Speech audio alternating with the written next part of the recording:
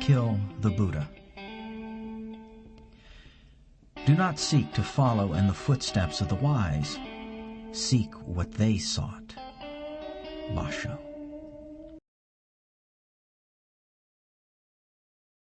Would you agree that there might be a flaw in a teaching that doesn't produce any graduates? If so, it would be a pretty serious flaw, huh? Well, that's an interesting possibility. Maybe you could think about that a bit and let me know what you come up with. Okay? Allegiance to any spiritual teaching or teacher, any outside authority, is the most treacherous beast in the jungle. The first thing we want to do when we begin our journey is find the companionship and validity that comes with an established group, and in so doing we effectively end the journey before it begins. Martin is a perfect example of this, and perfectly typical. He set out 20 years ago in search of something higher, and now he's forced to confront the fact that all the effort and all the heart he's poured into his search for all those years has not carried him a single step forward. 20 years he spent digging himself into a hole, and now he has to climb out and begin the journey, which he'll almost certainly not do. The power of our devotion to teachers and teachings is not a reflection of their value, but of the ego's will to survive.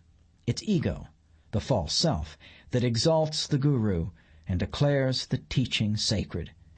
But nothing is exalted or sacred, only true or not true. Anyone familiar with the process of deprogramming someone who has been brainwashed by a cult will be able to appreciate what's really involved in breaking free of this kind of allegiance.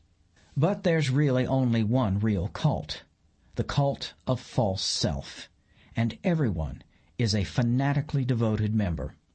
Awakening is the process of deprogramming. Enlightenment is the unprogrammed state.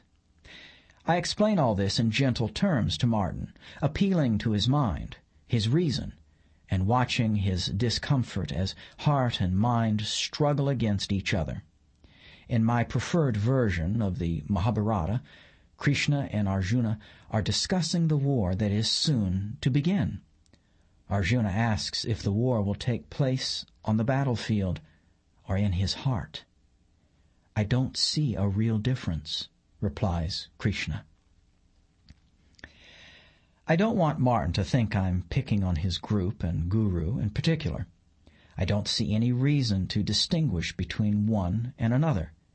There are any number of reasons why a spiritual organization might not be pumping out the enlightened in droves, not all of them readily visible.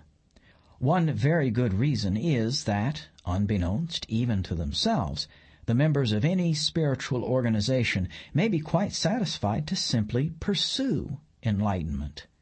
Dedicating one's life to lofty spiritual ideals is every bit as life-defining and purpose-giving as the quest for heaven, or power, or money, or love. Just because there's a flashing neon sign above the door that says, "Free enlightenment, the shortest and easiest way, the one true path," doesn't mean that what goes on inside is really about enlightenment, or that the people who go in really want it. Quite the opposite. In nearly all cases, the enlightenment being bought and sold is not truth realization at all, but a state of consciousness so crazy-ass wonderful that you'd have to be an idiot not to want it. So insidiously wonderful, in fact, that its radiance has blinded untold millions of seekers to the fact that it doesn't exist. So maybe Martin's former organization is more into the talk than the walk, but I don't believe that they're perpetrating any sort of intentional fraud. I think they're just as convinced as those they convince. In these cases, it's not likely to be anything sinister, so much as an organization behaving like an organism that seeks to survive, adapt, and grow.